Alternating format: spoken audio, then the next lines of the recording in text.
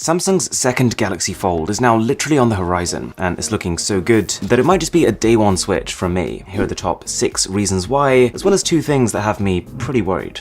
The original Galaxy Fold, what I've been using for a month now, is a book, a phone that folds out horizontally to make one large tablet display. The Fold 2 is looking like it's going to be a clamshell, a phone that starts out smaller and folds out vertically to make a normal sized phone, and that's a really good thing. It'll mean a device that's far less bulky, but more importantly, one that solves the aspect ratio problem. See, with the book form factor, if you've got 2 halves that are quite tall, folding them outwards is going to result in basically a square, and a square is just not good for 90% of content. Movies, games, and most phone apps are designed to work on rectangular displays. With a clamshell though, as we've seen with the new Motorola Razr, you can have a small squarish screen on the front, and that's fine because the main screen on the inside will be tall, a little taller than we're used to, but that's far better than being too wide. Android Authority recently did a poll on people's favorite foldable, and the Motorola Razr got about twice as many votes as the Galaxy Fold. People like the clamshell design of the Razr, and even of that group of people who picked the Galaxy Fold, some of them only did so just because it's a better spec'd phone. If you think about it, the Galaxy Fold 2 should have the best of both worlds, the clamshell design of the Razr, and quite possibly even better specs than the original Fold.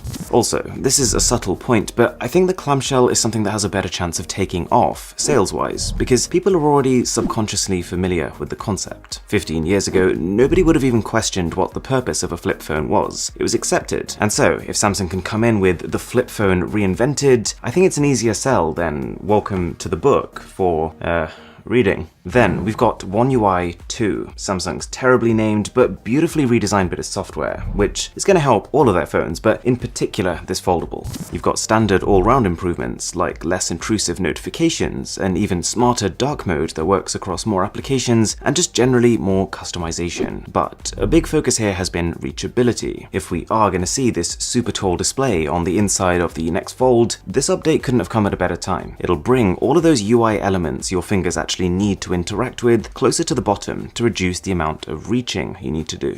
You might already know the current Galaxy Fold uses a plastic display. After all, when glass gets super thin, it loses a lot of its structural strength, and just generally as a material, glass is not very bend friendly. But it looks like Samsung has found a way. A local glass supplier called Dolnsees, I think, has supposedly developed a solution that is ultra slim, durable, and flexible, so this could be big. One of the primary criticisms of the first Fold is its display. It scratches easily, and it's got this massive crease going down the middle. Now, I never personally thought it was a deal breaker. I got used to the crease pretty quickly, but every time I show this phone to someone else, it's one of the first things they point out, so that kind of speaks for itself. Anyway, this glass solution could solve both scratching and creasing problems at once. A lot of these reports I've been reading are pointing towards the display size on the Fold 2 being 6.7 inches. That's great. In my experience, with current phone thickness and bezel size, this is about as big as you can go while still being usable. But I could see why this is not a benefit to everyone. You could argue that there is something special about being able to carry around a 7+ inch display in that smaller form factor. It'll probably also be a hole punch screen, not a full uninterrupted panel, and this will save some thickness versus having to use a motorized pop-up for the front camera. But speaking of cameras, the actual camera hardware on these Samsung flagships, it hasn't had a major push since the Galaxy S7. Samsung has kind of favored design improvements over camera upgrades. That's about to change in 2020.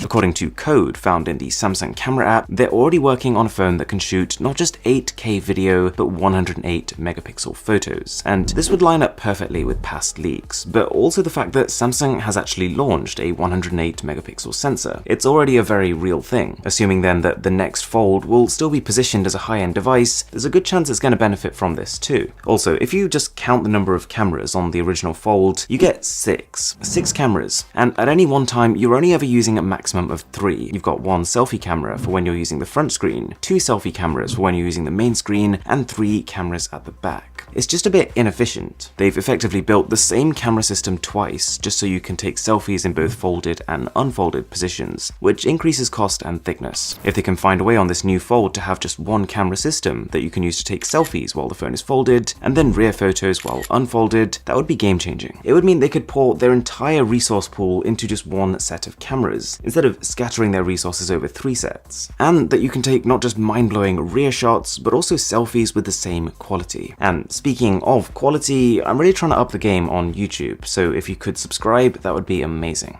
Now, it's looking like the second Galaxy Fold is not going to be a traditional successor, and in fact, instead of going up in price, Samsung is supposedly coming down. If I had to guess, I'd say around $1,500 compared to $2,000 for this one. There were a whole number of reports about this recently, but the one thing I did notice which backs it up is the fact that the codename of the second Fold was leaked as being SMF700, which if true suggests it would fit below the existing SMF900 Fold. Because this is such a new category of devices, it's very possible that Samsung is still figuring out where the Fold fits in its lineup. I can say one thing for sure, at $2,000 there is no way the original Fold was shipping at high volume numbers. And so considering the incredible amount of R&D that would have gone into making this thing, there's a good chance that the company's current foldable ventures are running at a loss. Of course, it'll only take one hit product to turn all of that around, and the Fold 2 could very well be the one. And what makes me especially hopeful is that Samsung have been in this situation before. Their original Galaxy S was seen by many people as just a cheap iPhone alternative, but the Galaxy S2 that came next cemented its place as a true rival. Samsung's first curved phone, the Galaxy Round, was a complete flop, but it paved the way for their future curved endeavors, which, whilst not universally loved, have been a big hit. The company has kind of developed a reputation for bouncing back.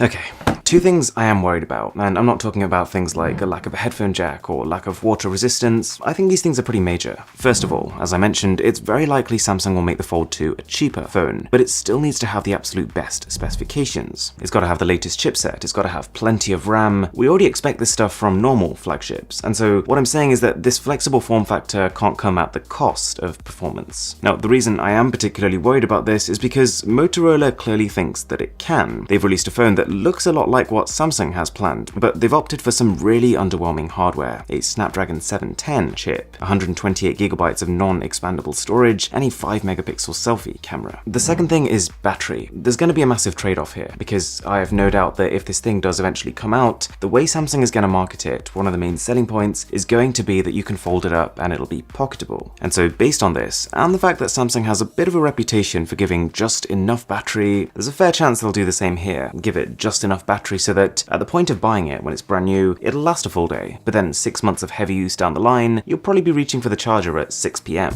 Whilst I welcome a cheaper phone, I really think the Fold 2 needs to be an everything phone with pro users in mind, not a sleek looking mid-range phone with a cool foldable gimmick. Function over form, to put it another way. I would also add to this, as a third minor concern, that there is a rumor that Samsung's also going to put an S Pen inside of this thing, and I don't think this is a particularly smart move. The way I look at it is this: you could see Samsung customers as a Venn diagram. You've got people who want an S Pen in one circle and people who want a foldable in another circle. And already, both of these circles are fairly small. These are niche ones. But if Samsung makes one flexible phone and this also is an S Pen focused device, then they're catering primarily for just this tiny overlap here. For everyone else, you're just getting a smaller battery, a little bit extra cost, and yet another thing that's going to drain your battery. So that's the next Fold. It'll probably be announced March to April next year, but I'll definitely have more info before then, so if you could subscribe, that would be amazing. I hope to see a phone that's more refined, faster, and more durable, so maybe this time we won't even need a dedicated video just to tell you how to take care of it. Thanks for watching, and I'll catch you